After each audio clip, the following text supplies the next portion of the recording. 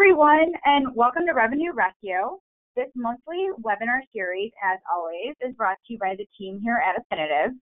For those of you just getting to know us, we provide marketing and software solutions to over 5,000 dealerships nationwide, working with every major manufacturer in the country. And we're excited to take some time to share a bit of the knowledge and insights we've gained through our experiences. So each month, our Revenue Rescue webinar will feature a new topic addressing common challenges in your dealership that may be leaving revenue on the table.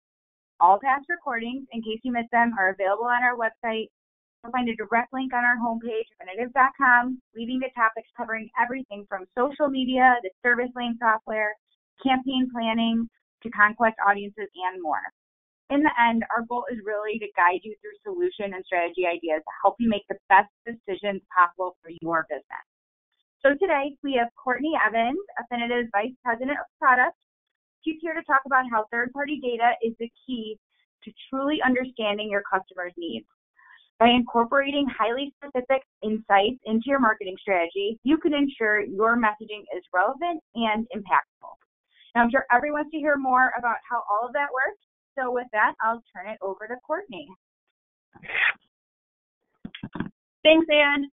So today we kind of want to start the first of a few webinar series that we're going to do about data and how do you get the most out of your data. There are tons of different sources out there. There's tons of different ways to use data, and we want to make sure that you're incorporating that into your marketing strategy. So to start off, as many of you guys know, data is becoming a buzzword everywhere. It's not just automotive, it's everything that we do. People are constantly asking, about how do we get more data, how do we use the data that we have. So I think it's pretty safe to say that a lot of, automotive or dealerships already think they're using the data at hand. They're using their DMS or CRM as one source. But if you already have that, what else are you using? Most companies or businesses only use about 12% of the data that they have on hand.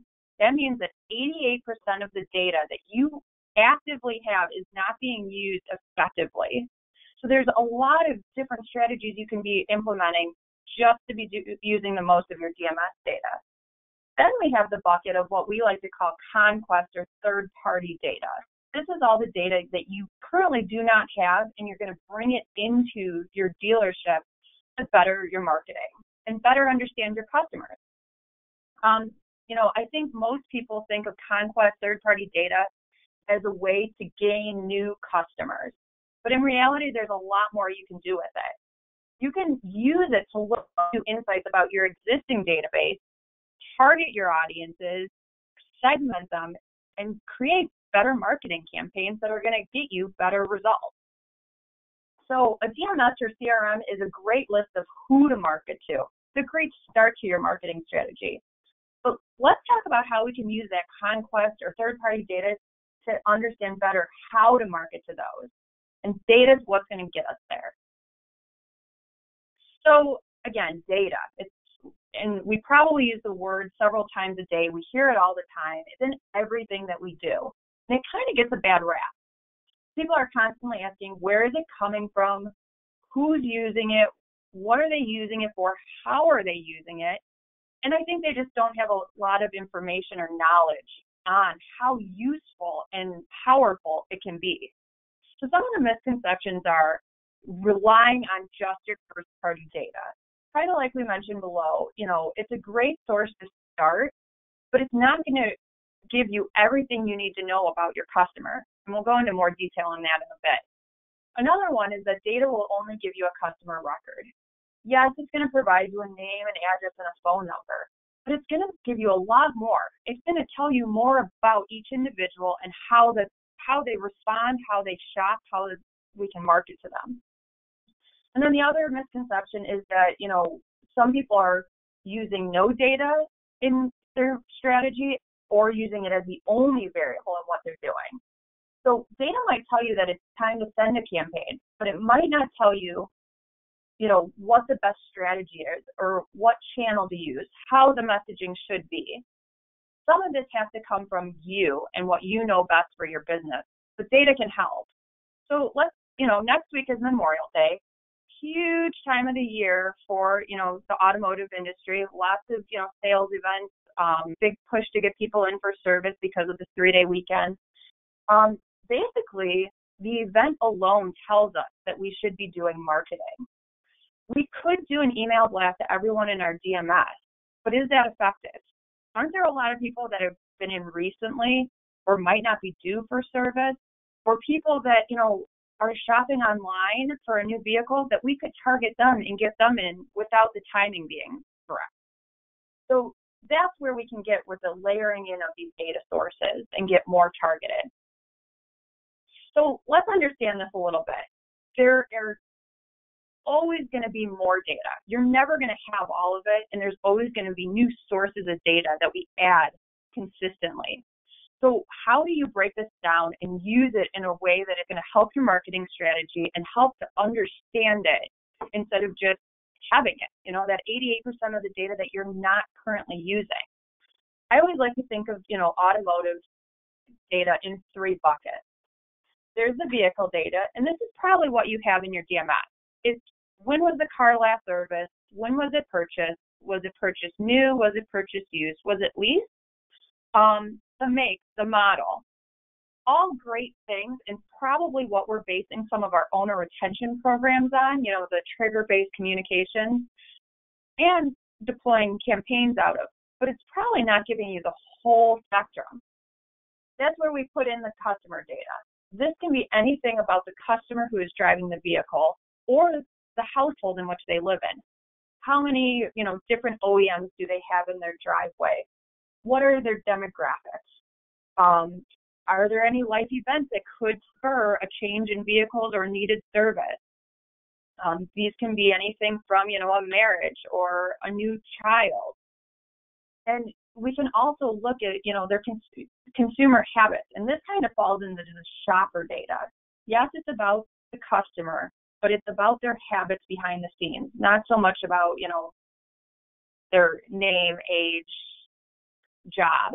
This is about how they shop and how they're most likely to do business with you.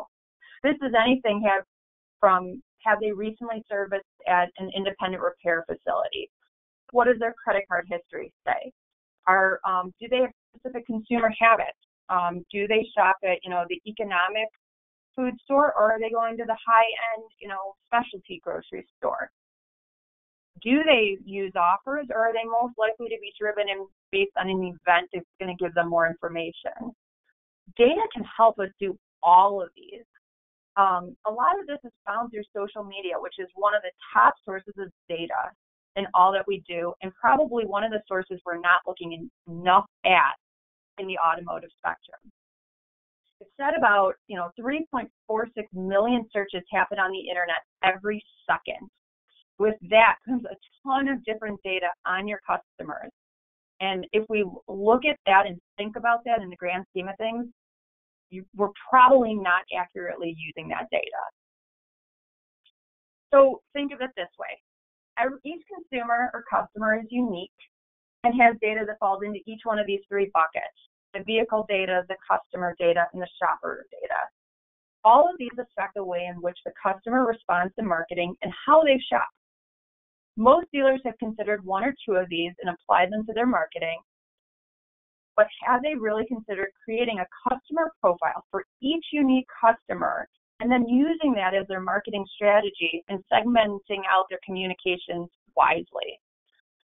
Things like, did they purchase a warranty for their vehicle, and did they purchase a new or old vehicle, are probably pretty standard information. But then if I think about it, am I looking online for purchasing a new vehicle, even if I just purchased, 2 years ago? That can influence what communications, what marketing I serve that customer. So what is the data telling us about all this? It's telling us that 7 out of 10 Americans will spend more money to do business with a company that understands their needs. So this means that, the blasting out an email or just blanket marketing and throwing things against the wall to see what sticks is not going to work. 70% of the marketing is fail to accurately target the right customer, meaning that we are wasting our marketing budget sending things to customers that, are not going to respond. And data can help us get there and create this more tailored service that all of our customers want. This way, it's going to help us to create an experience that the customer feels supported and they feel like it was customized for them, and keep them, coming back to you. It's all about the experience, and marketing can help elevate that experience. So, how do we do that? Again, we're going to leverage both our DMS data, our CRM data, and then bring in that third-party data. It's not all about, what we have at hand. It's about how we use it together. So the ability to answer those questions that were just on the screen is impossible without bringing in new data sources. We have to take the data we already have, layer in the new data, and then analyze it and give us a better look into each customer. With that information, we can go back and create relevant, timely, and personalized marketing messages that fit the needs of each independent audience. Again, we mentioned that 70% of marketing fails to target the right customer. There's a lot we can do to lower that rate. So again, we talked about that Memorial Day campaign you want to send next week, advertising the big sale. It's relevant. Most people are going to celebrate it. I know I have the day off, but am I due for service? I'm not. Am I, likely to make a purchase? Probably not, because I just purchased a new vehicle. Taking this information and then seeing what my consumer habits are, we can get down to a timely and personalized way of communicating to each one of our customers. So again, going back to that customer profile, I'm just looking at, if I'm using only my DMS data, I have a great marketing strategy that I can use. I can answer certain questions. I can see that, a warranty wasn't purchased. How far the customer is located away from the dealership? Did we purchase a new or used vehicle? Is it leased? These things are pretty, easy to input, but they also lend campaigns to be less targeted. This customer who lives 8 miles away from, the dealership, if I bring in some other sources, I can see that they've been consistently going to an independent repair facility, and throw them something that's going to advertise on the benefit of coming back to us. What if I see that they're servicing routinely and, following a loyalty maintenance schedule, but now I can tell that they're actively searching online? So then we layer in that third-party data that I've been talking about, that conquest data, and we get other questions answered that we already didn't have. It gives us an accurate depiction of the customer, and the more insight we have, the more targeted your marketing can become. Now, it really gets to the fun part of marketing. Do we do more campaigns to smaller, more targeted audiences? Do we vary our offers to each specific segment? Or do we switch up the channel to give us better visibility to, everyone? People use different, marketing channels very differently. So again, taking that customer who is 8 miles away from the dealership that, I originally said we see that he's consistently servicing at an independent repair facility, just had a child, and is actively searching online. And these are all things that I found through the third-party data. I can say that I'm probably better serving them an ad for, to purchase a new SUV or minivan rather than sending them this typically scheduled maintenance reminder. Even if they've only, purchased the car 2 years ago.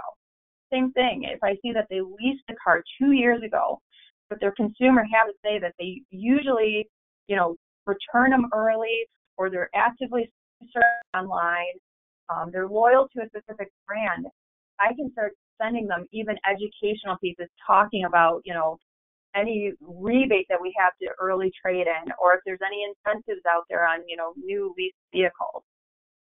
And this becomes more personalized, and we get better results. The benefits to this are, really layering in that different data and analyzing it to give us a better understanding of the client's habits, needs, and what is relevant to them. We can better understand our clients and give them better messaging. With that, we're also targeting our audience. And, as I mentioned, we're throwing marketing dollars away to just, sending everything to everyone. If we start customizing our audiences and doing more marketing to a smaller group of individuals, we're going to see better results. And in the end, better serve our customers. The customer experience is another big buzzword in the industry. Everyone is talking about, they don't really care about the 10% off, but they care about how the service made them feel while they were there. And marketing helps that. So as in everything that we do, I'm going to stress the omni-channel approach and how it is the key to success in anything you do, as well as, bringing in new data sources. The third-party data can really help us to determine which consumers respond to which channels. Third-party data can be layered in to give us that insight, and then we can start marketing on the channel that is preferable to them and what they're looking at. Again, this can help with, the budget. It can help with the messaging. I know personally, I go into my emails and I delete all the marketing. And I know that, all my bills are automated, so I'm not getting a lot of direct mail in my inbox, and I appreciate the colorful, cheery postcard that comes and reminds me for service. I also know that, there's a lot of people that travel. They might have multiple addresses assigned to them, but they're on social media, and social media travels with everyone. So that's a great strategy. It's all about using the knowledge and the data that's out there to better serve your intended audience. So with everything, we want to prove what we say is accurate, and we did a case study a while back. It was a multi-channel. We did direct mail and email. There were 2 drops, and the multi-drop strategy also is something that's strategic because you deploy to your intended audience, and then you can scrub against the DMS and remove the ones who respond to the communication or maybe didn't even open it and serve them a different communication. Send them something else and then get more aggressive with the offers that we send to the second drop. The target audience, we did a little bit of both. We did 50% inactive. So those are the customers in your DMS already that have not been in 14 plus months. And then we layered in some of that, conquest third-party data. And I'm not saying that 50% were all new customers. Some of them might have already existed in my DMS, but we determined that they are timely and relevant to receive the communication that we're serving. So we layer that in. We had a little over 6,000 targets that received, either the direct mail, email, or both. And it was a little bit, more of an expensive campaign, going a little over $5,000. And with that, we saw, a ROI of almost $230,000. So even while we're saying, hey, we spent a little bit more to deploy this one campaign, the return, greatly made it worth it. And if I had done, a purely direct mail strategy, it probably would have been significantly more. It was also a responsive rate, that we weren't just marketing to the same people over and over. We were weeding them out and sending them something that was relevant to them. Like I said, it's 2 drops. We can get more aggressive with the offers, or we can limit, who we're mailing to. So as I mentioned before, using that third-party data to become more targeted may incur higher costs, or it might actually lower it because we're using some digital channels in there, and we're marketing to audiences that are more likely to respond. So the result, bigger payday in the end, and happier customers who feel like the marketing was personalized to them and was accurate timing and relevant. So in the end, I want to just stress that each individual consumer is unique. Your marketing really should be too. The end goal of all marketing is to be timely, to be relevant, and to be customized to each individual customer. One way to do that is by layering in the third-party data with the data we already have at our hands and analyzing it to give us a better understanding of your consumer pool, and in return, deliver better marketing that's going to tap into those, resources we haven't previously tapped into and bring us new customers that are going to stay loyal for a long time. Thank you for joining us today, and we hope you join us next time. We do this once a month, and we look forward to having you back. Thank you.